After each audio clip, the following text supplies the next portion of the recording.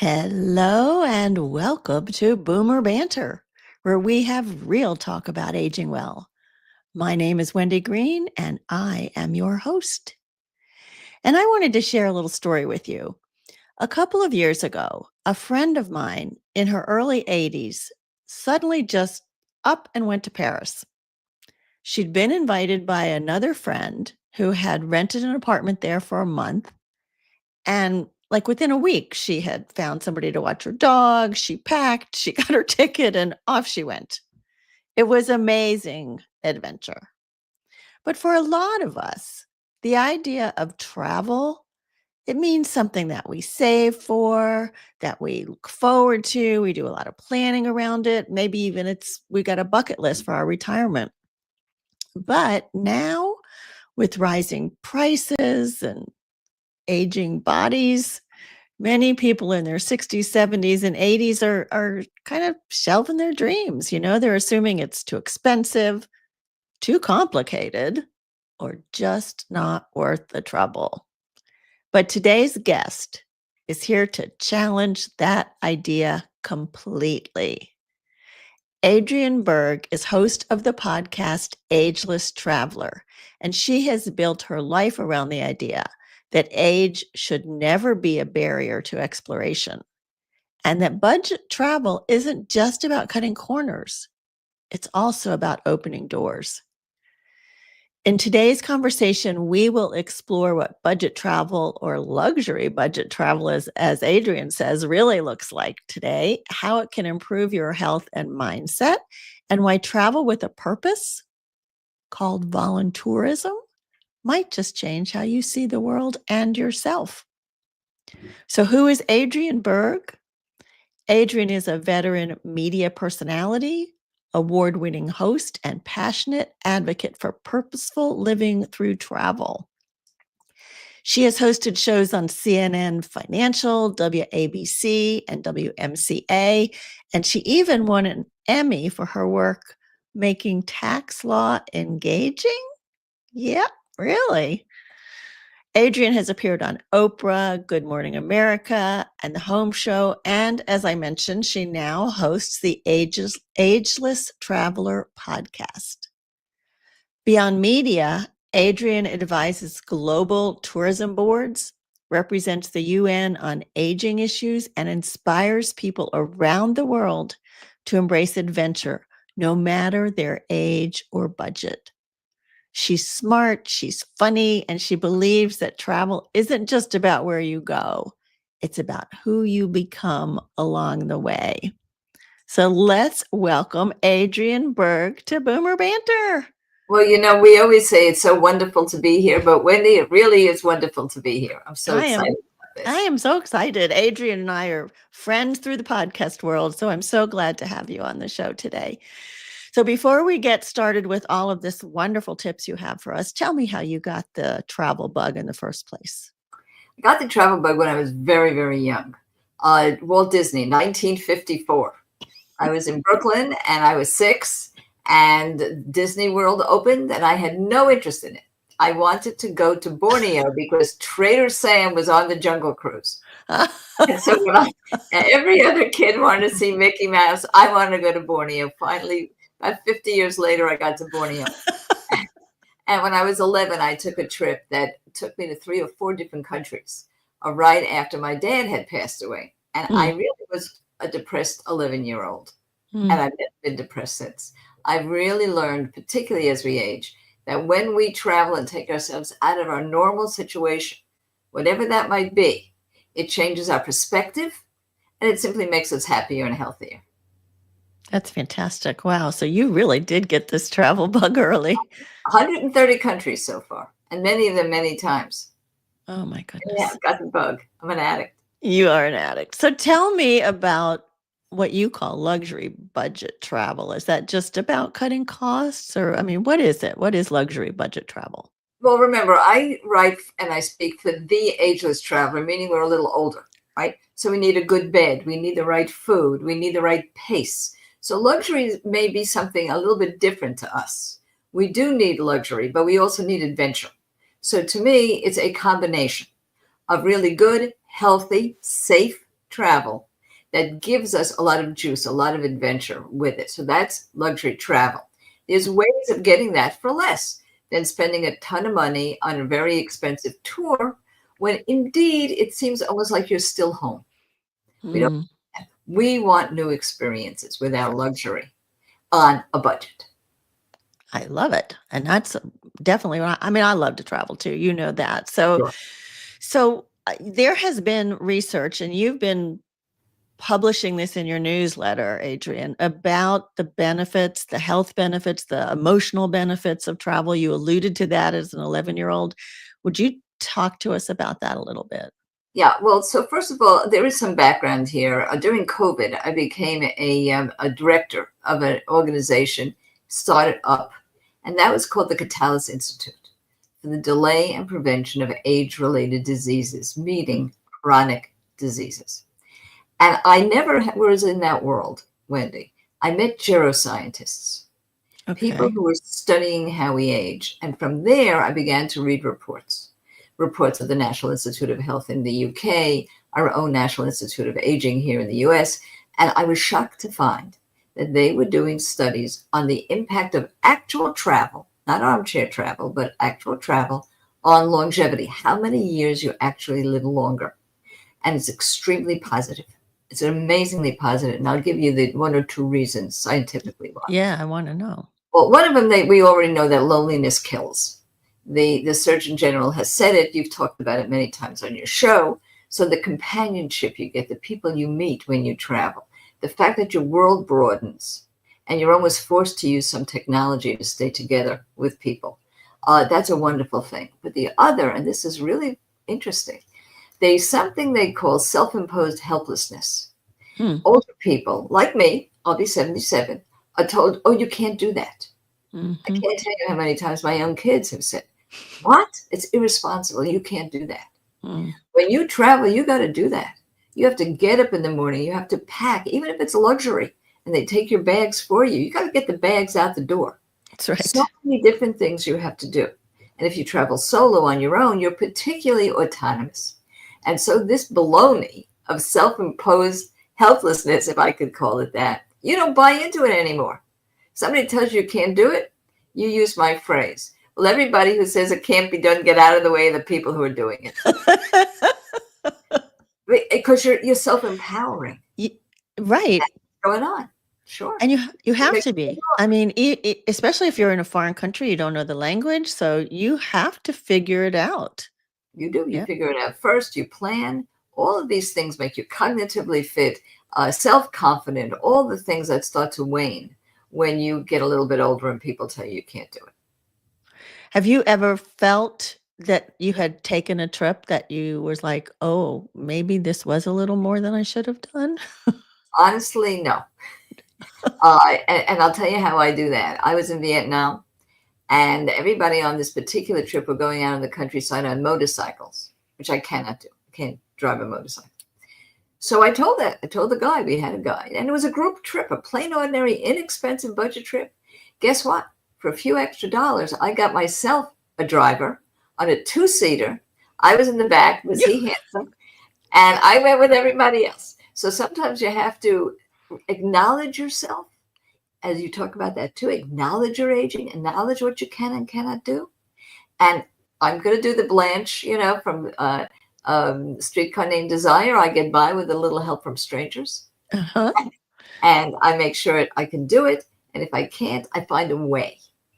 I So think that's so key. that was a big problem. That when they told me I had to do motorcycling the next day, I was worried. And I made sure that I was able to do it. And that's such a big key when we're aging, to not say I can't, but to find what are the things you have to do to make it possible to do the things you want to do. Yeah, I call it inspiring compromise. Just compromise. That's Yeah. Have you been on trips, Adriane, with other people that were reticent at first, and you've seen them start to bloom and develop their vitality and excitement? Wow. Well, first of all, this is the truth about all solo travel. People bloom when they go out, particularly for the first time. It's delicious to see people. And sorry to say widowers going out for the first time. You can watch them bloom. But I was on a cruise down the Danube, and a woman came over to me and she was crying. Mm. And I obviously said, "Can I help you?" And she said, "I'm crying for joy. I am a widow, and this is the first time I've ever been out by myself. This is a true story." And it was on a cruise line called Theatrical Adventures at Sea, with beautiful music and Gilbert and Sullivan, a group singing, and we were down the Danube. And she said, "I will never stop traveling." And that's where I got my motto line for the Ageless Traveler: "Never stop traveling." I got it from her. Is Where that she right? said, yeah. That's a fabulous story. I had a similar experience that when we went to Quebec, and I had a woman that it was her first time traveling. Her husband had passed away 2 years ago, and she was very shy at first, and boy, did she blossom on that trip. It Yeah. was yeah, it was wonderful. My mother, too. My mother went by herself to Alaska, and she called me, and I was talking to her, and all of a sudden I hear in the background, "Gertrude, we have to go on the glacier. Let's hurry." And she became a different person. It was wonderful. That's great. So let's get into the nitty-gritty, okay? Budget travel. What do you have to do when you first start to plan for a trip that you don't want to, like, be thousands and thousands and thousands of Yeah. dollars? Well, first of all, we do have an ebook. It's always free. Everything we do, by the way, is free. I think that's important. And it's called luxurytravelforless.info. Now, you've got 75 different websites there. So the first thing that you want to do, and I have 3 things. If you want to take a trip that you love, but you don't care where you go, this is important. Look at currencies. People forget to look at currency exchange. It is probably the easiest way to save money on any luxury travel. Go to a place where their currency is really great compared to the US. That's the first thing. Hmm. The second thing you want to do is if you need somebody else to plan for you and you really want to go luxury for less, use a travel agent in another country, in the country where you're going to travel. So if you're going around England, use an English, so they're all online. Or if you like tours, use one of the English tour operators. This would be true of any country. I'm going to Africa. I'm doing that in Uganda. Very expensive to go to the gorillas and safari. Well, I'm using a Ugandan travel tour. It's about, you'll find it about 3/4 to half price. Same tour, Amazing. That's same luxury. amazing. I have been on cruise lines, let's say down the Moselle, where next to me is the most expensive cruise line you could find, and we're going to the same place every single day. So that's an important one. And of course, the last thing is do know your budget. Know what you want to spend. And I have a particular thing I do. We can talk about specifics. I go very high end, overpriced if I want something for 1 or 2 days, and I skimp for other days. That's my way. So Uh-huh. sometimes you need a really high-end experience. You don't want to miss it. So that's what I will do. Most people take the same amount of money for every single day. And in fact, if you look at tours, they'll tell you the daily cost. Not me. I want to go, wow, and I'm willing to compromise in other ways. So that's see your, I call it your MO, your modus operandi. And then I have so many hints and tips on wonderful ways to save money that are really spectacular. Well, you mentioned finding a travel agent in the country you're going to. You said that to me also if you want to book a flight, right? Yes. Let's talk about flights. So there are 3 or 4, well, there are 40 different things we have in luxury travel for less, but let me give you 3 top. Number one, believe it or not, airlines make mistakes online, big mistakes. They sometimes put a fare up that's 10% of the actual fare. They made a mistake on a zero. Well, you can have alert services that will buzz you immediately on your email and say, take a look at this fare. It went down, or it's what's called an error fare, or it's a special fare. I just went from New York City back to LA for $171 on beautiful Alaska Air with a special seat because of that alert. Right, Wow. $171. Okay, so that was last week, by the way. I'm not talking about years ago. So you want an alert service that's going to alert you to what's going on. Then you would like to use an airline, give you just one more, that gives you a free stopover. So I was going from Amsterdam, again, back to LA. But guess what? I went on Moroccan Airlines, and I went to Morocco. Free. Not only the air was free, the hotel was free. In Qatar, in certain areas like in the Middle East that they're trying to promote tourism, if you want to go, you often can get a free hotel if you stay for 2 days or 3 days. Want to stay longer, you pay yourself. I mean, this is going on everywhere. How do you find that? Again, there are alert services for all of these, but the easiest way to find that is just go to the airline. So if you are going to, let's say I went to Israel, but first I went to Turkey, and I had 3 days in Istanbul, because I'm looking at the airlines. And again, there are alert services for all of that. So those are just two simple ways. Wow. That's fantastic. Yeah, What about so the airline is paying for your accommodations in that country too? In certain countries, yes, 1 or 2, but many pay for simply a free stayover. Many pay for free stayover, like Morocco, Turkey, many others, because they want you to spend some money in their country. So what about some of the local culture, like the food, the entertainment, things like that? How do you find what's best and fits into your budget? Or maybe that's when you go really actually, high I'm end. doing another ebook on this one right now. It's called Culture Vulturing all over the world. Okay. So I want to start with cruises for a minute with regard to this. One of the most wonderful ways to see the world and to culture vulture is to take a cruise. In and of itself, that saves money. Cruises are the most cost effective for luxury travel. And we have an affiliation with Cruises It that gives you a real discount on any cruise, including river cruises.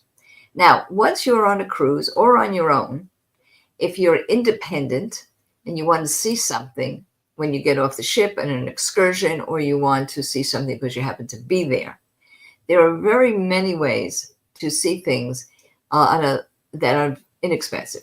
First of all, again, there are services that people have not heard of. My favorite is called Club Free Time. Club Free Time. It was $2 for a week, and it's in certain cities. I just went to 3 shows for $4.50 in New York City. And I'm talking about last week, right? So the first thing you want to know about those, and they're in many, many different countries and major cities, there's something called the average socialite.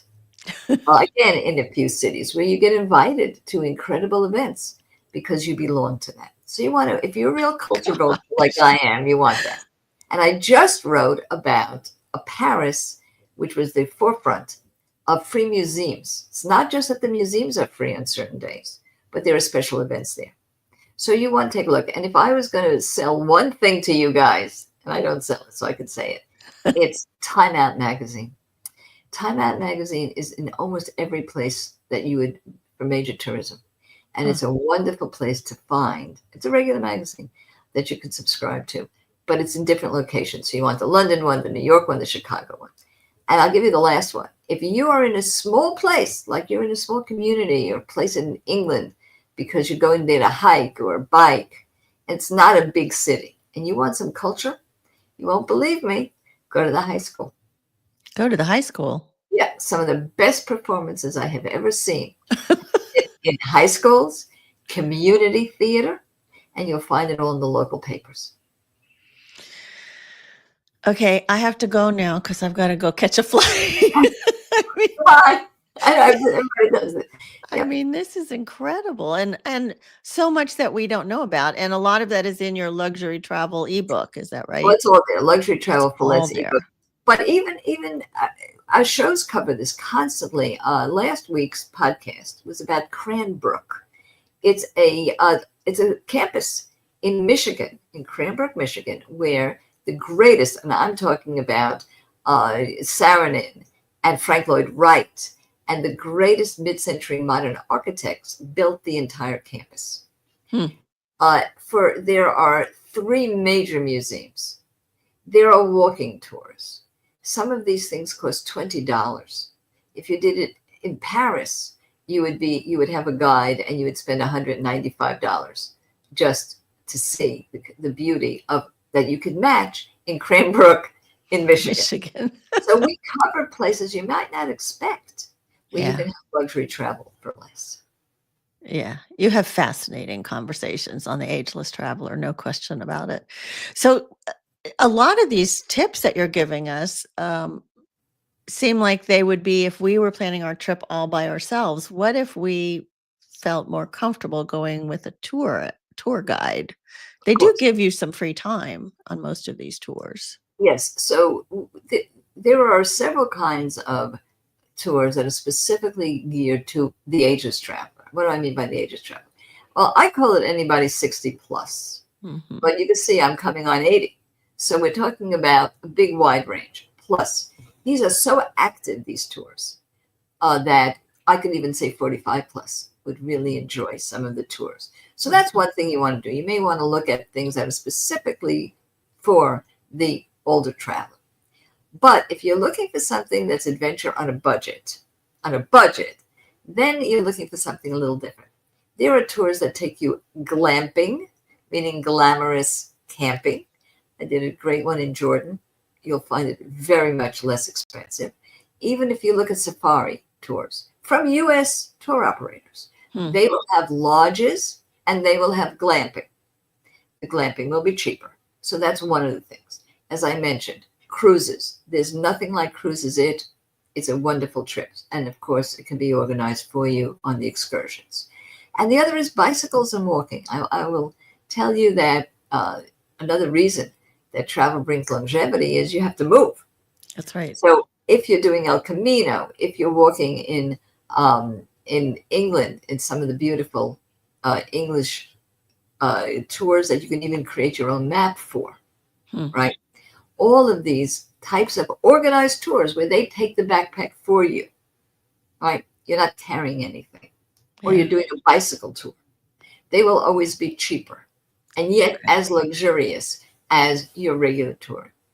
Awesome. So I wanted to touch on voluntourism. That's something you're starting to write about and talk about more. Can you explain what that is? Well, I'll tell you what it used to be, and I'll tell you what I would like it to be. Okay. It used to be that you pay just about the same amount of money as you would with any other trip, but when you got there, you would volunteer. Whether you were helping children to read English, whether you were advising young women about how to start a business, whether you were planting trees, and so on. And then you would come home, and that was it. That's what it was. That was volunteering. Okay.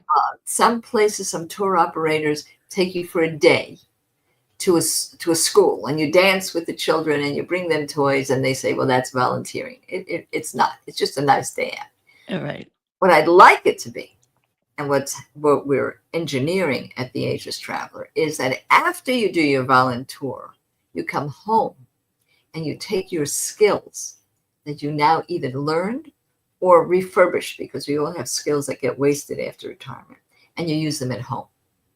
So what we've done at the Ageless Traveler is we created something called the Ageless Ambassador Program.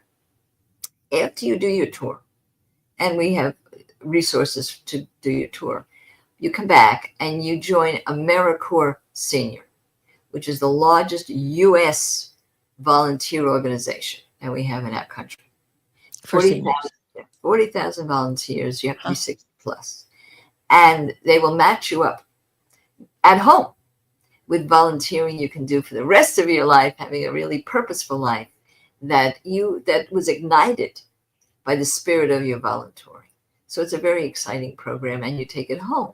It's not a vacation only. It's really a life purpose generator.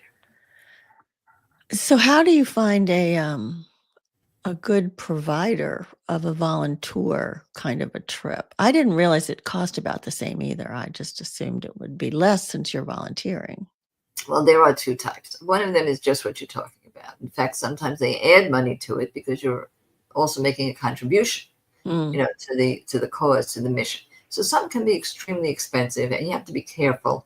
I do write about that a lot. You have to be careful that they're just not making money on the name volunteering or volunteering.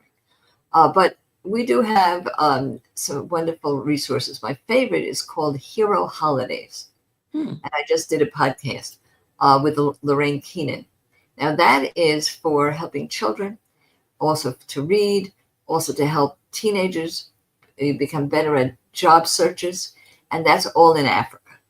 So you will find that if you are sure that the organization is a 501c3 registered here in the US, or if they're in other countries, an NGO, a non-governmental organization, that's what that stands for, NGOs, you'll discover that you have they have legitimate need for you.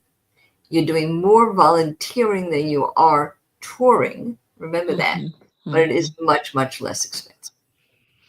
And I guess you could add on a couple of days here and there too. Look, I've never, and I'm sure this is true of you too, and many people listening. When you were working, have you ever been to a conference where you didn't sneak away? Oh, right. I know. You snuck away and you did a little bit of your own. Yeah, right. So that's the same with some volunteering or volunteering. You can sneak away and do your own thing for a few days. All right. You got to do it. So, I know that particularly with solo travelers, Adriane, there's this nervousness, like first of all, navigating the airport by yourself. Second of all, I'm not going to know anybody on the trip. And maybe you're going with a friend, but what are some tips you have for that? Yeah, well, first of all, there is something to get over. And I will sadly say that some people can't. They just cannot get over going out by themselves. But the first tip is do it locally. I know it sounds funny, but I've been married for 55 years. And I travel a lot with my husband, but I also am a solo traveler. So I don't know if people know it. 25, depends on who you ask, 25 to 63% of women who travel by themselves, but the minimum is 25%, are married. So the first thing you should know is just because you're going out there alone doesn't mean that you're a leftover. You may very well be married to the nicest guy or the nicest woman in the world. They don't just like to travel. That's it. So that's the first thing. You shouldn't be stigmatized. The way you get into the habit, it's a habit, is go locally.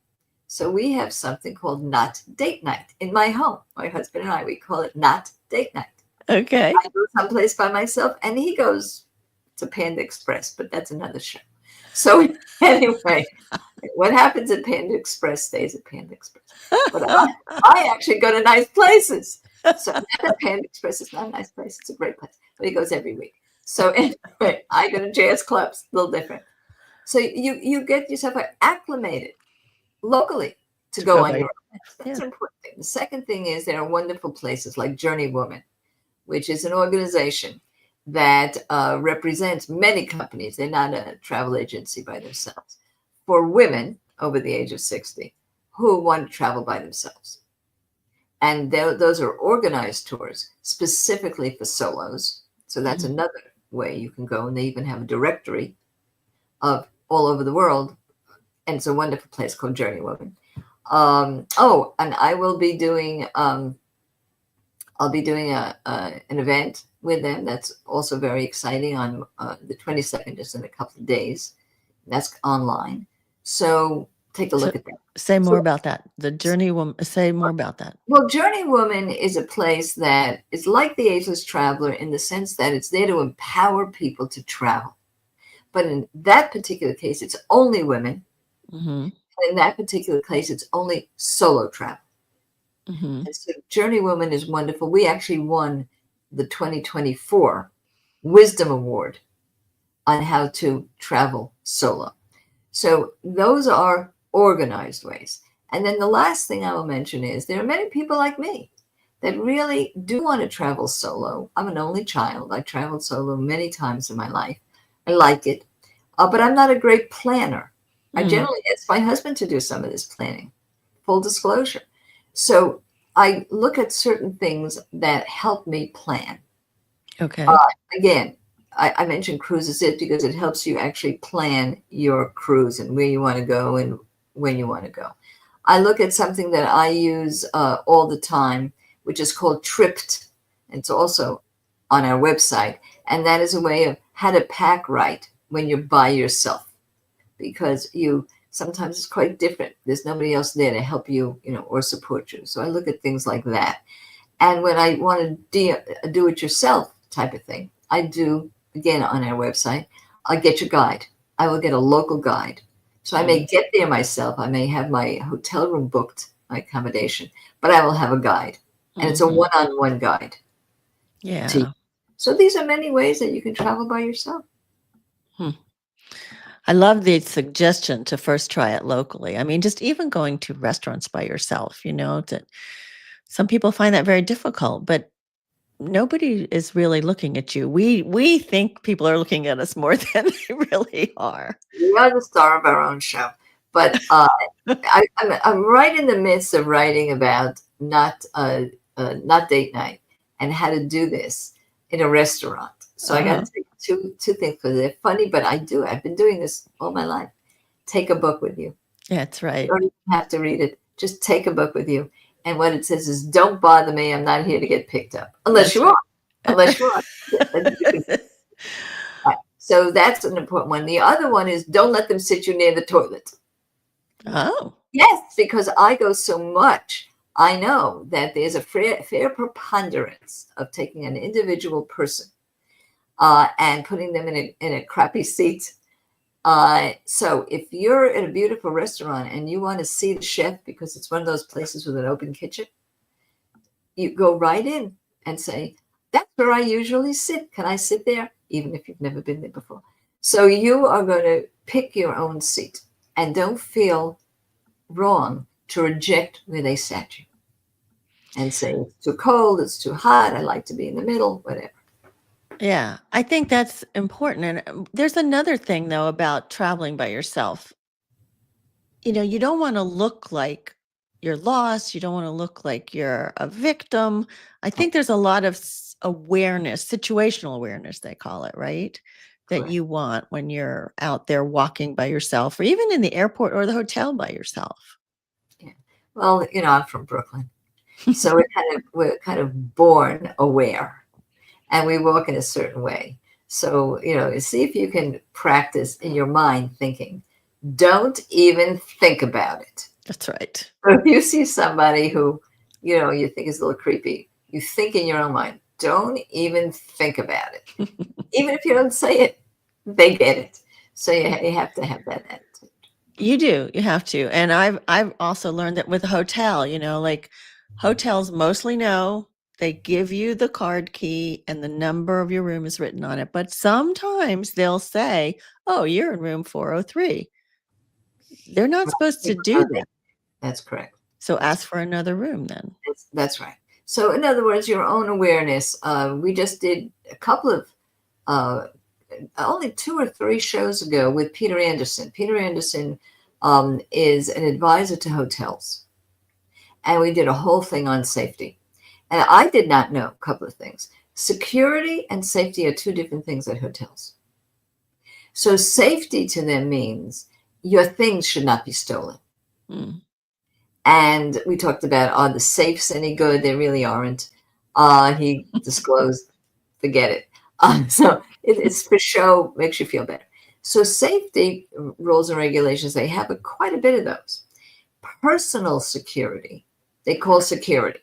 And Mhm. you can ask, what are your security provisions? If you ask about safety, they're going to tell you that, if things steal, we've got an insurance policy. That's not what you're talking about here. No. It's kind of interesting. So Peter Anderson definitely is one of the podcasts to listen to. Yeah. It's not about where to go in Paris, but it was important. It is important, especially if you're traveling by yourself or if you're older and, your mobility is slowed down, all of that. It's important. All right. You ready for some quick questions? Quick fire. Go ahead. Okay, let's go. Favorite budget destination? Oh, there's no doubt in my mind that my favorite destination for budgeting is Southeast Asia. Oh, Just if you go to Vietnam, if you go to Cambodia, if you go to Thailand, again, the currency is amazing. The prices are much lower. The people earn less, which is an issue. As you know, I right, work with the United Nations a right. lot, and I'm on a board there for uh, poverty and other kinds of equality. But from a tourism point of view, you can take advantage of the fact that some wonderful things are simply cheaper in Southeast Asia. Okay. And of course, it's a wonderful experience. Everything is terrific to see. Right. The food has to be amazing. It is Yeah. What's one of your most surprising travel moments? a terrible mistake. Uh-oh. I try to hide this, but I have totally no direction. I never know where I am. I'm left right dyslexic. I'm awful. So I do rely on my husband. Okay. He never makes a mistake. He's like a human GPS. But I wanted to go to Andorra. For those of you who don't know Andorra, it's one of the smallest countries in the world. It's a total country of their own. They're in the Pyrenees, and they're near France, and they're near Spain. What I didn't know is that and he didn't know, is that there's 3 Andorras Oh. in Spain, which are not the country of Andorra. So we got on a bus from to go to Andorra. It said Andorra, and it was from Barcelona, and we ended up in Andorra, Spain, which is nowhere, not even a cow. Not even a cow. Not even a cow. And we're beginning to think we're not in the Pyrenees, So we got out, and I have to tell you that there was one gas station, and this guy took us under his wing. And there's no hotels, there's no place to stay, there's nothing. And we had prepaid all our Andorra and everything. And he got us a driver, which was his brother-in-law.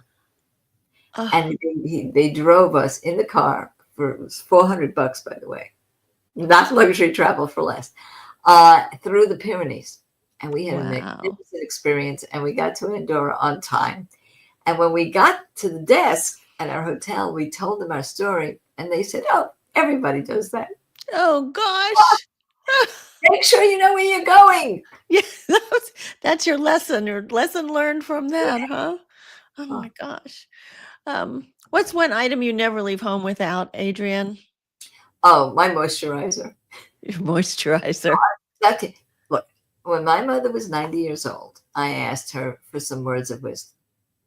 And she thought about it, and she said, "Don't forget your moisturizer." That means so many things, but to me, it really means take care of yourself. Mm-hmm. So I never leave without my pills, which are really, our age, extremely important. Mm-hmm. Books to read, because I'm one of those people who don't love a Kindle, so I actually real books. And I never leave without my moisturizer, or let's use that as something that makes me feel good in terms of my personal appearance, whatever that may be to you. To me, it's moisturizer. Yeah, taking care of yourself. And books. You travel with books. I do. I love paperback books too, or I try not to take hardbacks. I give them away all over the world. I'll never forget giving a book to a young man who was behind the counter at a not the greatest hotel in Saigon, and give one in Ho Chi Minh City and many places in the world. And it's all in English. And everybody loves it because they're trying to study English. Mm-hmm. So I'd like to leave it for young people. In a cruise, and I have a nice, I think it's useful, how to make the most of a short cruise. And one of the places I go on a cruise always is the library. Mm-hmm. I pick up books. So cruising is great because the books are there. People rarely go to a library, but every cruise ship has a library. But if I brought my own book, when I finish my book, I leave it in the library at a cruise, because there's always take one and leave one section. Brilliant. So that's always very good. So I actually take books with me and give them away as I go along. I love that. So where's your next adventure? Where are you going? 3 months in Africa. 3 months. Yes, we're going to Uganda, we're going to Namibia, we're going to South Africa, and we're going to Botswana. And we also are going to a conference of the International Federation on Aging. I'm one of the representatives to the UN. So it's our conference in Cape Town. But in September 14th, we have our very first trip that we're offering through Colette Tours, which is a U.S. company, 16 game drives in Kenya and Tanzania. So those of you who have been dying to go on safari and are concerned how to do it very safely, luxury travel for less, the best of the best, please look at the Ageless Traveler and take a look at our safari. But I've been to Africa before, but I'm light. I'd say I'm light on Africa. Haven't been there enough. 3 months. Are you still going to be doing your show from there? Oh yeah.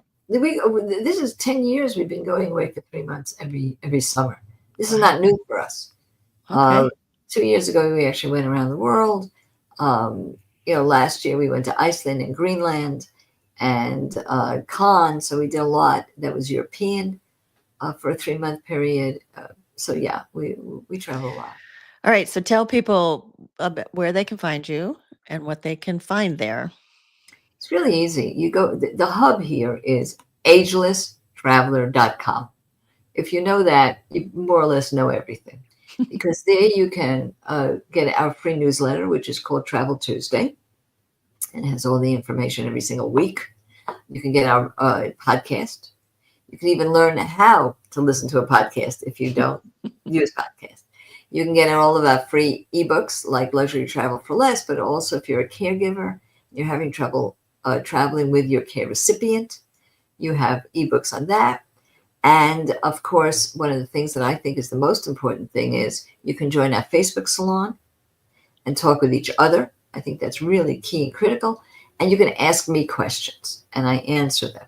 So those are some of the things. And the question somebody asked me was how to write a travel memoir. And today I actually published, coming out tomorrow on the podcast, how to write a travel memoir. So we really listen to you. And we really have things that you generate. So I call the Ageless Traveler your show, not my show. Well, you have been amazingly generous with what you've shared with us. And like you said, there's so many ebooks with information on the Ageless Traveler. Adriane, thank you so much. And I just want to say, if today's conversation sparked something in you, certainly listen to the podcast, share it with friends, go ahead and like and 5-star review it. And maybe you kind of sparked a dream for your next chapter. So if you have these kinds of dreams and you're kind of unsure on where to get started, if it's travel, check out Ageless Traveler. If it's just life and how to continue to live your life in the next chapter, my next chapter blueprint program is designed for people in their 60s and beyond who want more meaning, connection, and direction in this stage of your life. So if that's you, just drop me an email at wendy@heyboomer.biz and we'll set up a time to chat and just, no strings attached, just a little chat and see where you're at. Let's see. Next week is next Monday is Memorial Day, right? So we won't be doing a show for that. But the week after that, I'll be back with a new episode on Monday, June 9th with Rabbi Richard Address. Rabbi Address hosts a weekly podcast called Seekers of Meaning. And on that show, they discuss issues related to aging, spirituality, and its impact of aging on families and congregations and on us. So we're going to discuss our relationship with accepting our aging selves. Should be interesting.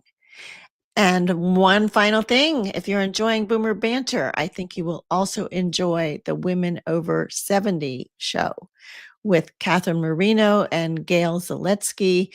They share stories from diverse women ages 70 to 110, where they shatter myths and change the conversation about women aging. So look for it wherever you get your podcasts or check out their website, womenover70.com.